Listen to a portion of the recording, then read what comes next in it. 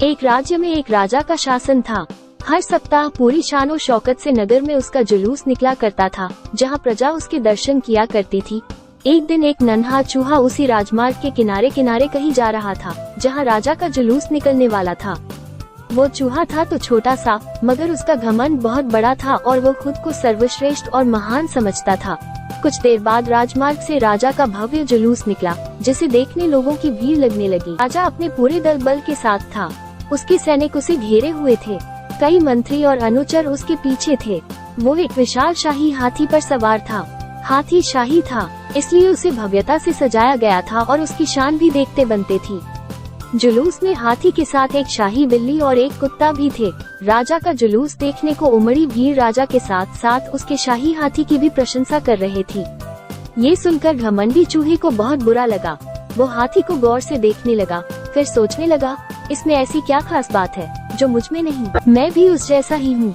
मेरे पास भी 2 आँखें, 2 कान, 1 नाक और 4 पैर हैं। फिर उसकी इतनी प्रशंसा क्यों? उसके विशाल शरीर के कारण, लंबी सूंड के कारण, छोटी छोटी आँखों के कारण या झुर्रीदार चमड़ी के कारण? किस कारण? एक बार तुम लोग मुझे देख लो, उस हाथी को भूल जाओगे। मैं हाथी से ज्यादा महान हूँ। चूहा ये सब सोच ही रहा था कि शाही बिल्ली की नजर उस पर पड़ गई और उसकी लार टपक गई।